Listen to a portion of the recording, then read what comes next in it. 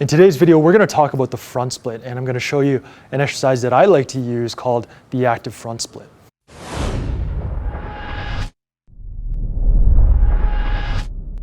What's up? My name is Eric from PowerDojo.com, and today we're going to cover a question that I get asked a lot from martial artists from around the world, different disciplines. They're asking me, yo, Eric, how can I improve my front splits?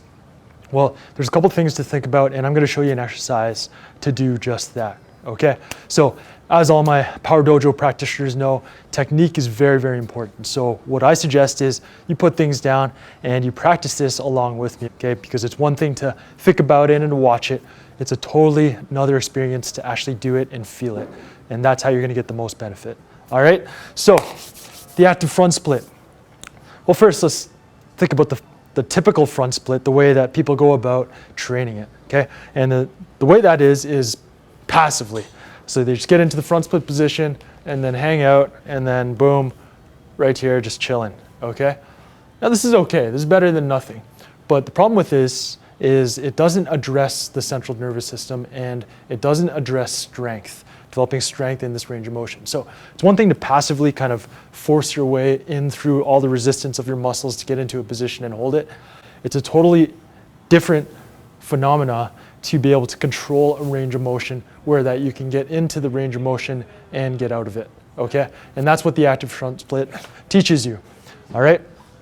Now, for more background info, I suggest you hit up powerdojo.com/increase-flexibility. And there's a presentation I've got on that page for you called the 3D flexibility system. So make sure you hit that up at some point and watch that video. It's about 10 minutes long and it's really gonna take you in depth into this structure and this system that I've created to improve flexibility. But I'm going to show you the details of the active front split right now because this exercise is going to improve your strength in a lot of different muscles. It's going to improve your ability to get into and out of that range of motion, which is called function. If you can get in and out, that's your functional ability or your mobility.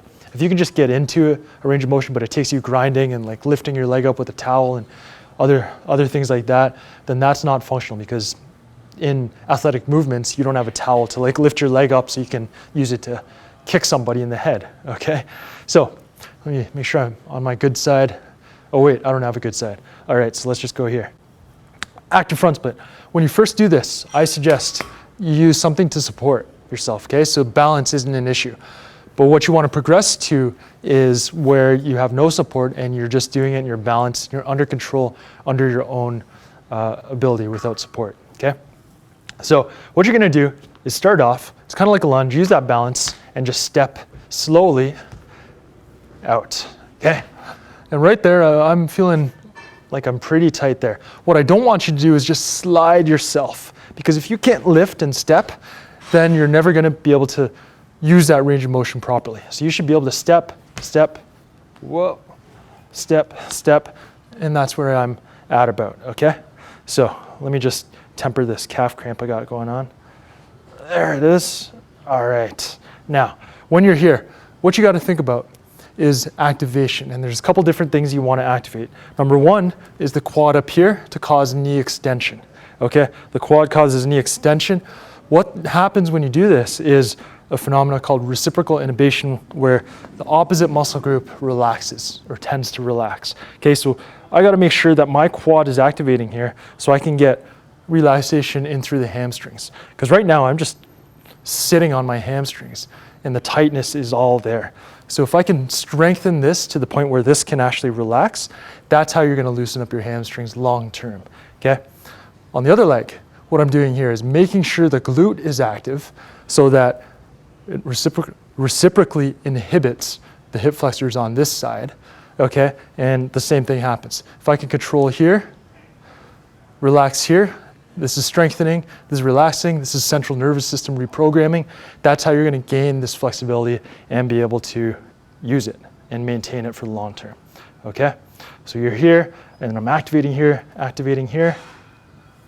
staying tall, shoulders back, breathing, and then when I'm done, step out of it, okay? This takes a lot more work, a lot more effort, and it's more like an exercise than a stretch because it's active, takes energy, you got to have the ability and the juice to do this. So don't save this for after like a CrossFit WOD where you've thrown up and then, oh, okay, I'm gonna do some mobility work. You got to do this at a point where you're reasonably fresh so that you can actively contract and build that strength in the different muscle groups. So let me just show you again on this side. Let me balance myself out, okay? So I'm stepping, okay? I'm here, now I'm thinking about contracting this quad in the front and this glute in the back. And what I wanna do is I wanna hold this contraction for, I could do pulses, 5 seconds on, 5 seconds off, or when you build up to it, hold it for like 30 seconds to a minute straight, just contracting and controlling and breathing, okay? And you're doing this, you can do this every day. At first you might even get a little bit sore, so you could go every other day, but you can build up to every day. And the progression is just being able to do this at a greater range of motion, okay? So remember, staying up tall, shoulders back, chin tucked, good posture, breathing, contracting the glute, contracting the quad, and then holding, and then stepping back out of it. Okay, now another thing you can do, just to play with it a little bit, you can shift your hips. So if I shift my hips a little bit forward, this knee's more bent, that's gonna attack more of the hip flexor on the back leg. If I shift my hips backwards, you see this is not as stretched here. It's gonna focus more on the hamstring on the front leg. So you can play with it, go back and forth a little bit to focus and target one specific area, okay? When you come out of it, maintain your posture. There you go, and you're gonna be significantly looser, okay? Remember, the contraction is key. If you can't contract, you've gone too far. You're not gonna build that strength if you can't contract, and you're not gonna build that CNS reprogramming if you cannot contract your muscles there. Okay, so make sure that you work within a range of motion where you can activate. If you don't, it's just like static stretching. It's passive. It's not gonna get you the results you're after.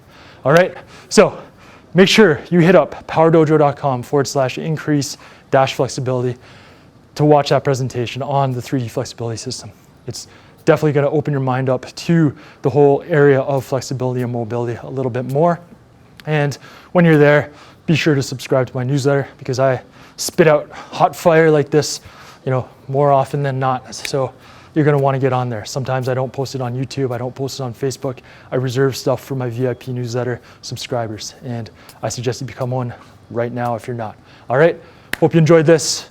Put it to good use, do this every day, build up to holding that position for up to a minute, and you're gonna be golden. All right, peace.